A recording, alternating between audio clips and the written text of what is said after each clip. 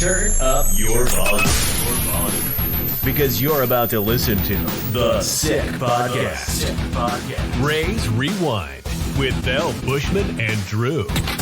Jansen. That is into center field. Here comes Kiermaier. Phillips has tied the game. Arose Arena coming around. Throw home. Now he stumbles. But the ball gets away. Tampa Bay wins it. Brett Phillips, Game 4 hero. The sickest Tampa Bay Rays podcast. It's gonna be sick. And welcome in everybody to the Rays Rewind podcast, the sickest Tampa Bay Rays podcast on the Sick Podcast Network. I am Evan, the great El Bushman, and joining me as usual is my co-host Drew. Make sure to go to our YouTube page at the Sick Podcast, Rays Rewind, and also our Instagram page. Make sure to go follow, subscribe, and hit the notification bell when new episodes drop to get all of our content. We've got a great show for you guys tonight. You know, once in a while we like to switch it up a bit from our guests that come in. You know, we've gone from Nick Martinez, Kevin McKiermaier, Brett Phillips, all the media guys that have come on before, Neil Solondz, Nick Wise. I'm probably forgetting because there's been so many big guests that have been on our show. But sometimes we like to reach out to the Rays community and see when the fans come in and would like to hop on our show. And that's what we're doing tonight. We're having a fan edition of the Rays Rewind podcast. And we've got a fan that's going to join us tonight. And his name is Sean Smyth, and I'm going to bring him onto the show. So let's do it. Welcome to the show, man. What's going on, fellas? Hey, third time's a charm. I know we've had and the audio works this time. That's awesome. The audio works. Let's go. But well, Sean, thanks for coming on the show with myself and Drew. We've got a jam-packed show, and let's get right into it. The Rays, at the time of this recording, had dropped the Citrus series against the Miami Marlins. Also dropped a series against the Angels this past week. We're headed back home to face the Boston Red Sox with the series for them. The Citrus series, which is usually a battle between Miami and Tampa Bay.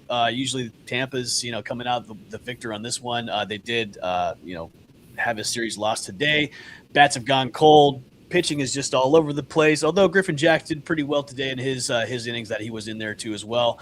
But I wanted to get your guys' thoughts on this series and the Angel series. But is it time for Erik Neander to pick up the phone and dial and maybe start to make some trades? Sean, since you're our guest, I'm going to go with you. Do you think it's time for Erik Neander to pick up the phone and dial?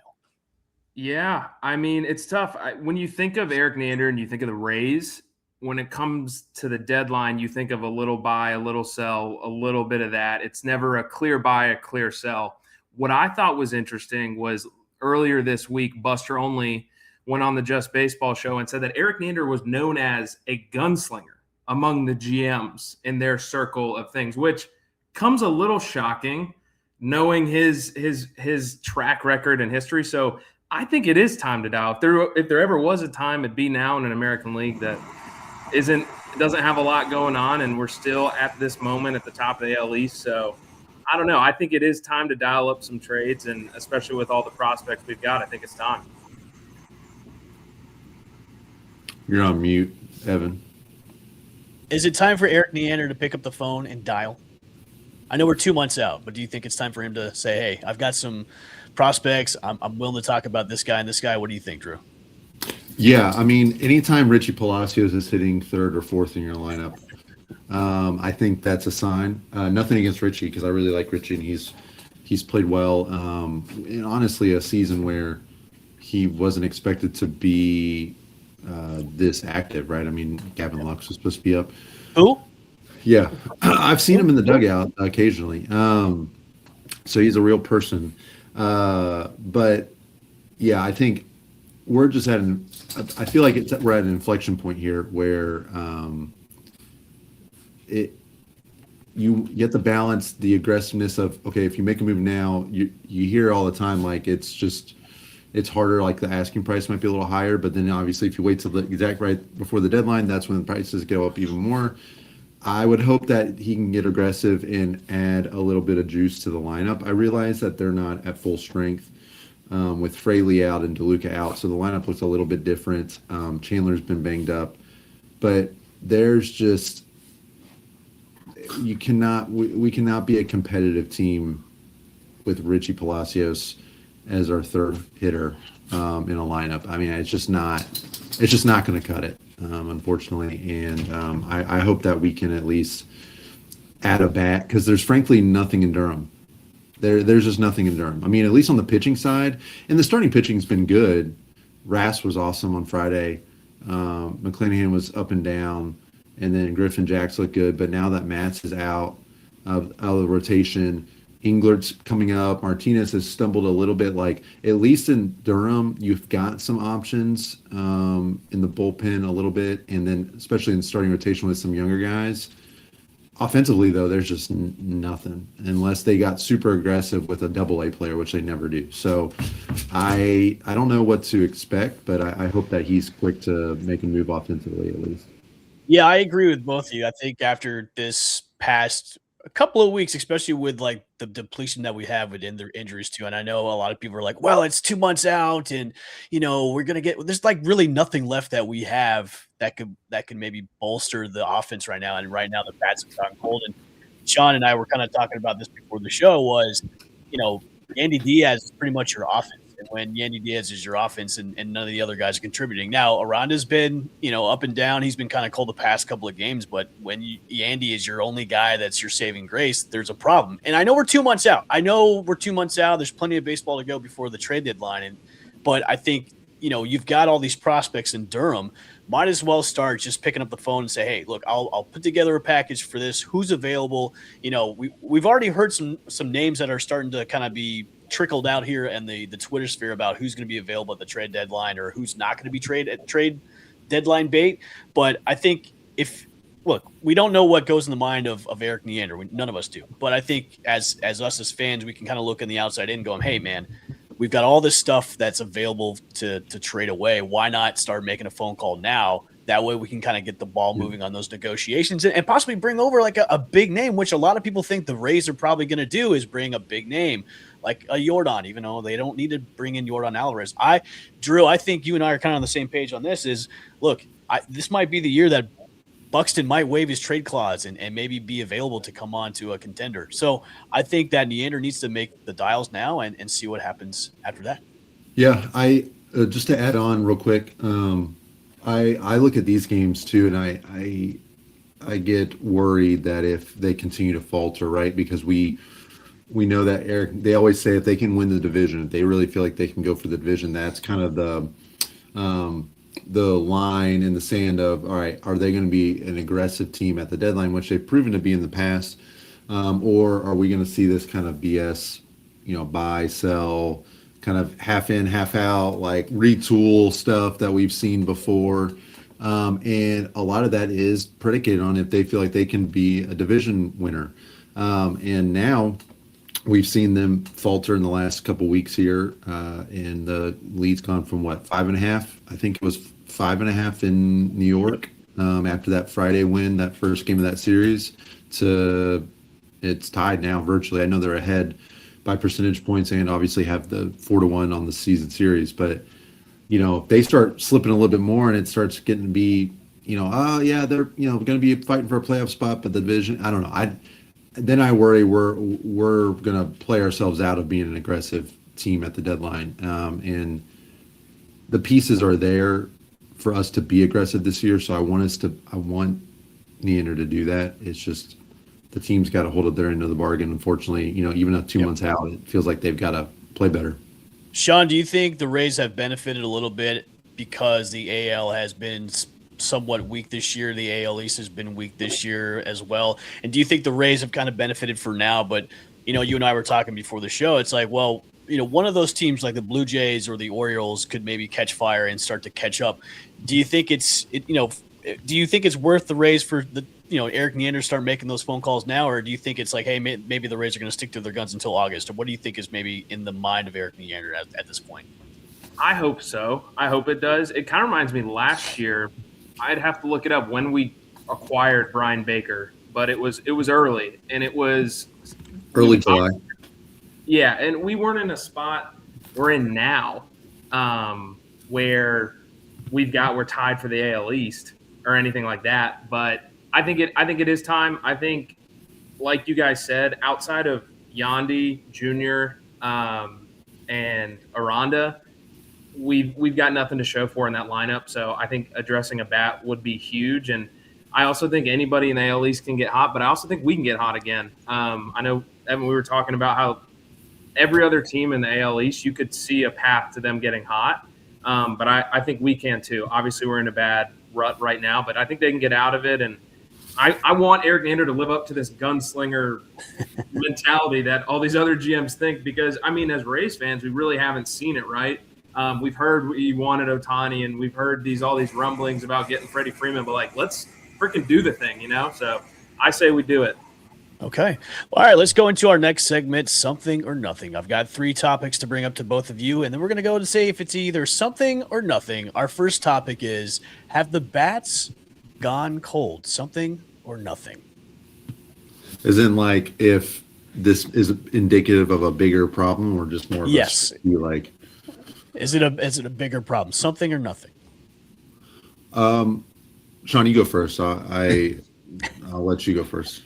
Yeah, I think certainly something. Outside of those top 3 guys, it's certainly something.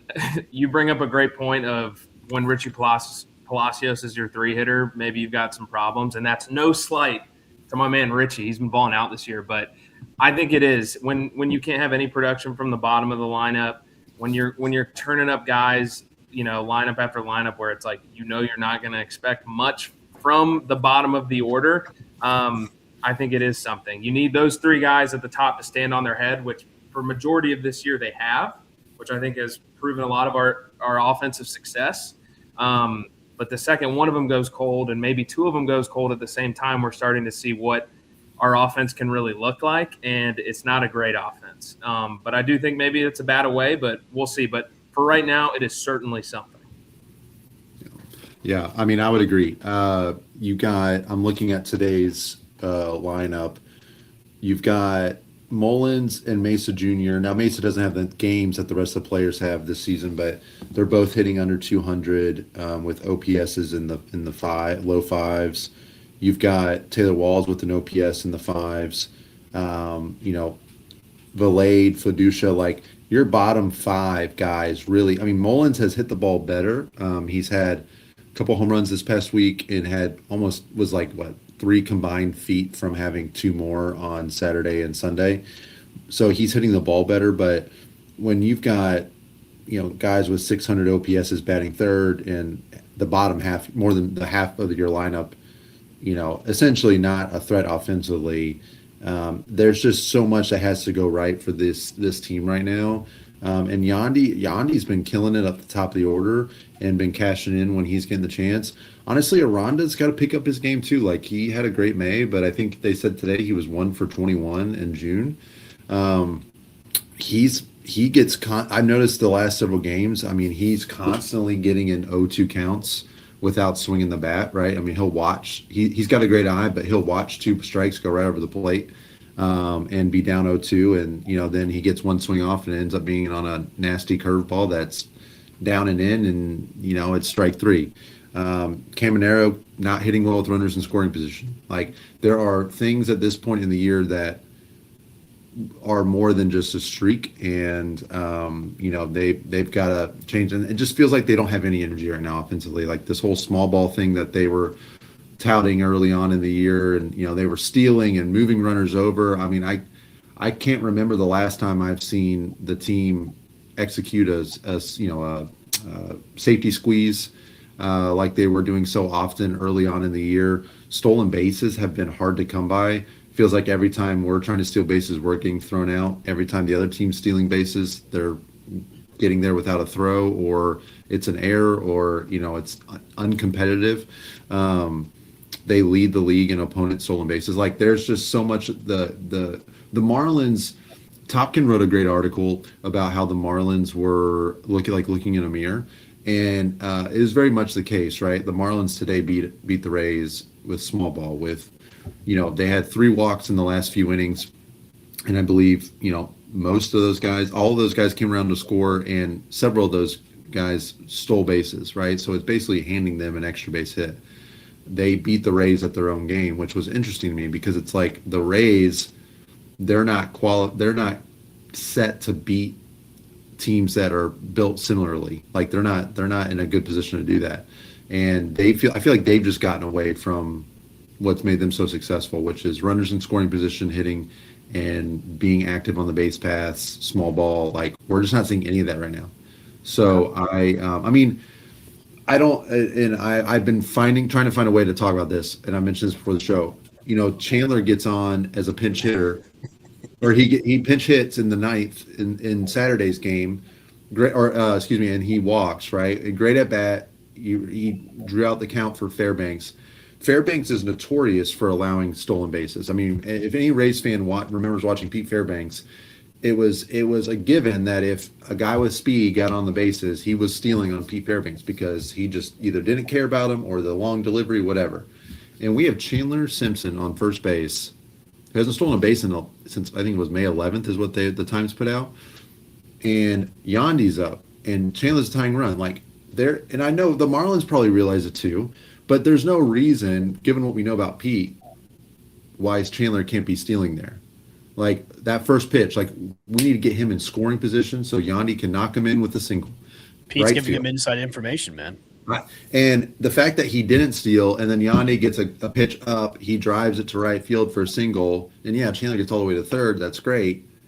But, it's just like, where's the awareness? Like, this whole small ball, active on the base pass, we were stealing bases left and right. Like, that's just gone. It's not happening anymore for whatever reason. So it's health. It's, we're not getting as many, like, it's all going in the opposite direction. And, so I'm concerned. And they've got to listen, the month with the team records is under 500. I get it. It's supposed to be an easy schedule, but it's a tricky schedule. And we talked about this episodes ago. It's like they play up to the level of who they're playing. And one of my concerns was, okay, we're playing the Marlins, we're playing the Angels, now we're going to be playing the Red Sox, and these are all not the greatest teams this year. And they're playing at that level. They're playing not great Rays baseball, which we've seen like the past 2.5 months. And right now they're playing a below 500 baseball right now, and that's concerning to me. So, all right, let's go to our next something or nothing. Steven Matz was moved to the bullpen because of his 2 disastrous starts. Is this something or nothing, Steven Matz to the pen? Sean, I'll go with you first. Yeah. This one is something, but I'm more just very interested to see what the moves are here. I think Steven Matz moving to the bullpen, I think overall is a net positive. You look back to last year, he had a 3.3 ERA as a reliever. I think he brings the floor up with this bullpen group. We do need some bullpen help. I like that, but then it opens up a spot in the rotation. Who's going to fill that? Right before this, I was looking on Twitter. It looks like Joe Boyle's been putting in reps as a reliever in AAA. I thought he'd maybe be the number one person to slide up in that rotation. So I'm very interested to see what the moves are. I think it's something. I do like that Matz is moving to the bullpen. I think that, again, raises the floor up and is going to be a good move. Who now takes his spot? Will we see Joe Boyle come up? Will we see Brody Hopkins come up? Wouldn't that be a sexy move for Rays fans? Who knows? So I'm very interested to see who's going to take that slot in the starting rotation. But, again, I'm 2 for 2 on some things, but I'm going to hammer the something on this one. Yeah, I'm worried. I think it's something just because I don't think he's healthy. I mean, he had the elbow issue, and he was pretty good up until that point, and he's come back and looked really bad the last few starts, and then today even as a bullpen guy, like he only gave up I think he gave up 2 runs if I'm not mistaken, 2 runs, one earned, 2 runs total, but like 38 pitches for 1 inning, like. Nothing about today inspired any confidence in him for me. I do think that if he's pitching well, I like him being in the bullpen. If he's not able to give you a starter's workload because of health, and they want to be careful about that, then I like him in the bullpen because, yeah, you're right. It raises the floor.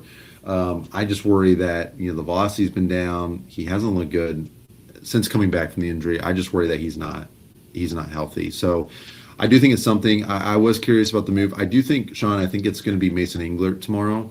I think they've said he's going to be doing a bulk Seymour's opening and then bulk role for Englert.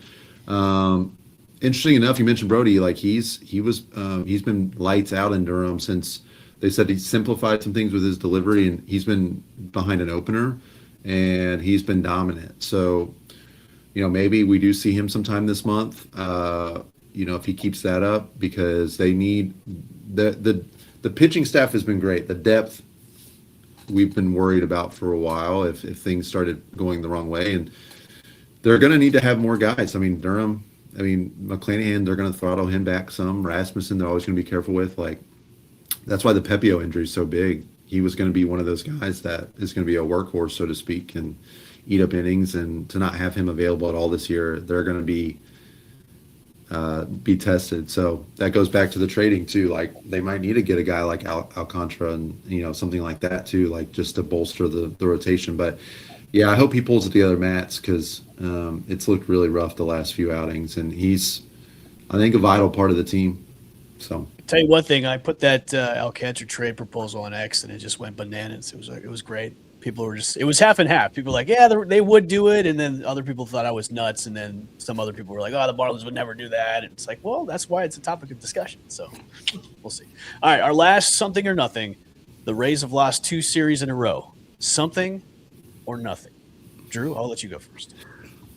Yeah, it's always something, because I have a hard time not getting over what's the word? I have a hard time not overreacting to what's happening right now.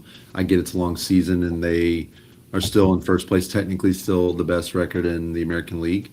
But yeah, I think it's absolutely something. They've just not shown any energy. I mean, we date back all the way to, I think it was May 24th when they had that loss in New York.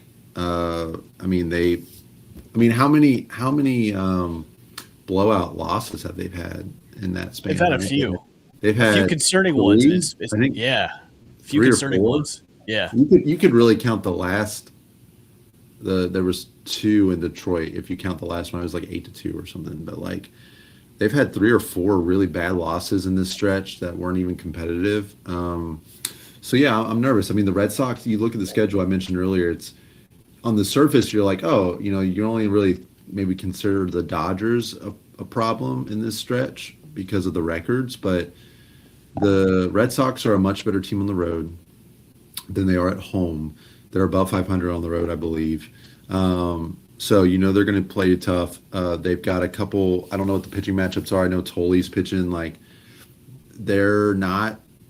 It's going to be some tough pitching matchups for the Rays, especially right now against the lefty. Like, they just don't have now having DeLuca and pitching matchups right now. It's Seymour versus Early, and then Martinez versus Tolley, and then Rasmussen versus Gray. That's the matchups right now. Yeah, so it's not. To be honest with you, like, other than the last one, I don't know how I feel about those first 2. So, and then they haven't played it well in Anaheim or in LA against the Angels in the road last few years. The Dodgers, I don't expect them to win that series. I think Ohtani's pitching that series. If I looked ahead, like, he is. They've got a number of teams. Like the Nationals is a great example. Like, you would think, I don't know what their record is right now. I think they've been around 500, but like, they lead the league in runs scored.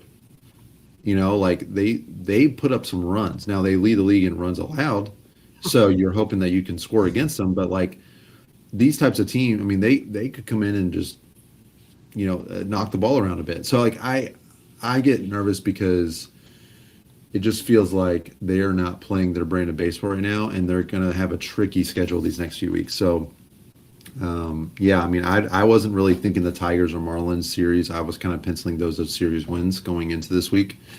And yeah, it was not the case. Got 1 win out of all 6 games. So yeah, I'm saying that's something for sure. All right, Sean, something or nothing. The Rays have lost 2 series in a row.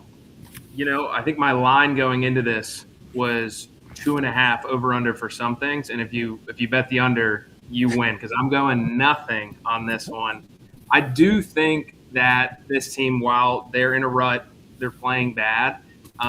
This team has an identity, and I think this team, while is away from that identity, can get back to it and can string together some wins. Just with the start that they've had this year, I think I forget, Evan Koski had a tweet that said if they had played 500 ball from whatever date it was, they would be at 86, 87 wins, which normally is in the playoffs this year in the American League, surely in the playoffs. So obviously I think they're better than that from this point on to play 500 ball. So long season, every team is going to go through ruts like these. I know it's hard to think that when you're in the middle of it like the Rays are right now, but I do see them bouncing back, and I hope they can, and I think, and I know they can get back to the identity that they're kind of fallen away from.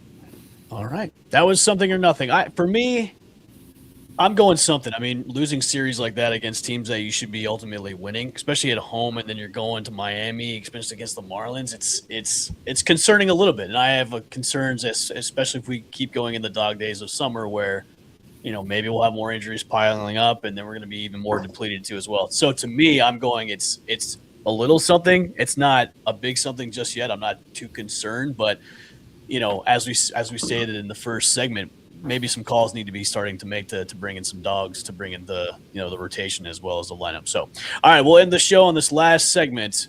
Who would you rather have? And these two names have been brought up today, not linked to the Rays as per se, but these two names have been brought up in the Twitter sphere about one's being unhappy with the organization's unhappy with them. The other one is probably going to be traded away. One of these names is Aroldis Chapman.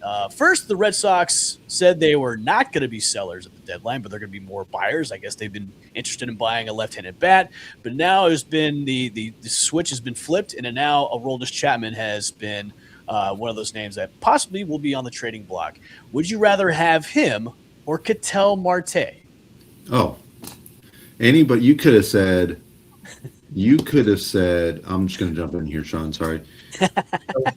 I'm trying to think of who's a Rays player in the past that was like, man, I did not like that guy on the team. Wander Franco. Well, Wander Franco. Okay. I don't actually walked into that one. So who?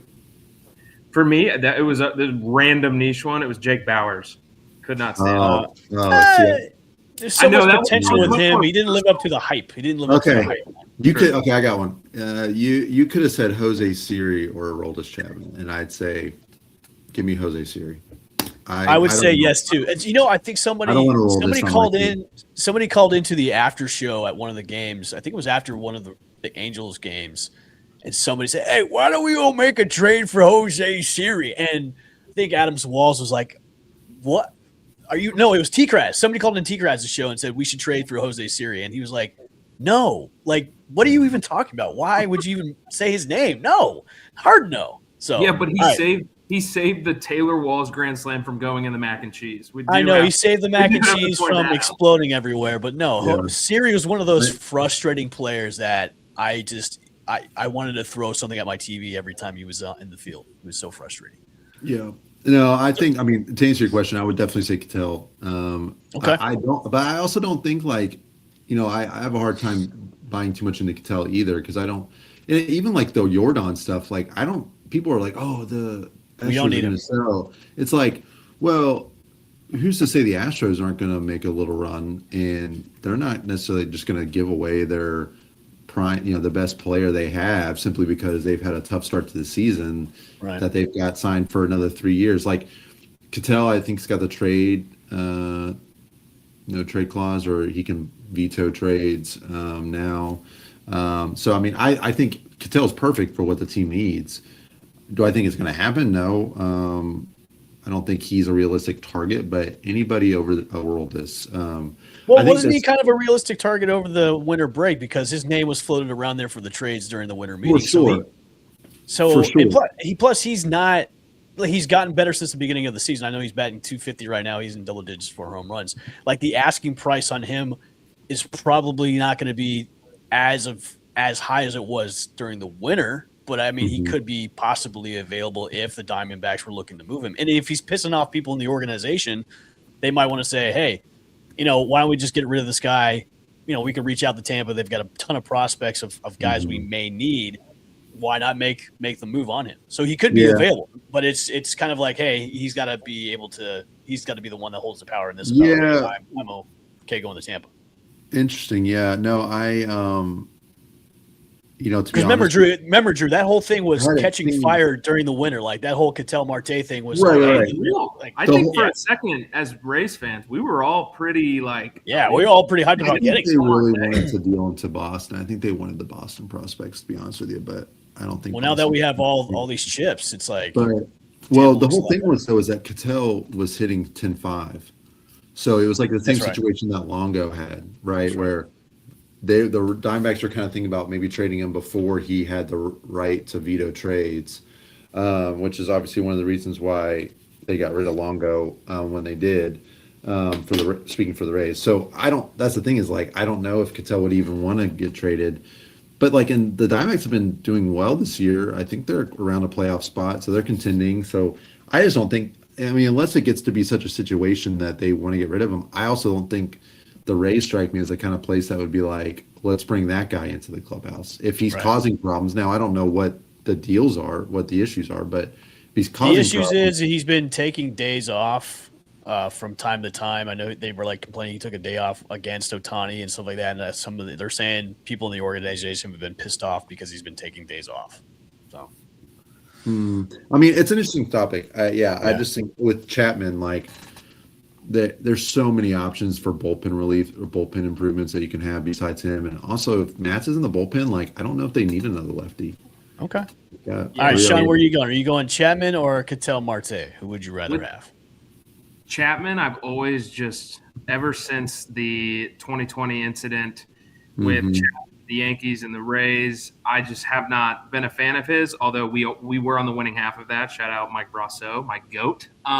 So I would definitely go Ketel Marte, although I do not think that will happen just because I think the Diamondbacks are doing good. But, I mean, I would absolutely love Ketel, especially with all the stuff coming out now with, like, the diva kind of people don't like him in the locker room, whatever. I don't care, simply, honestly. Like, if he can play how he has played the last 5 years, I say bring him on. Do I think it'll happen? No, but I do think it's worth noting that there were some pretty serious talks of that during the winter. So, obviously, guys, I remember there were names thrown in that, like, Pepiot needed to be in it and maybe another arm. So, who knows? But I'll go Ketel. Do I think it'll happen? No, but I would much rather have Ketel Marte. Okay. All right. That has been Who Would You Rather as our final segment today.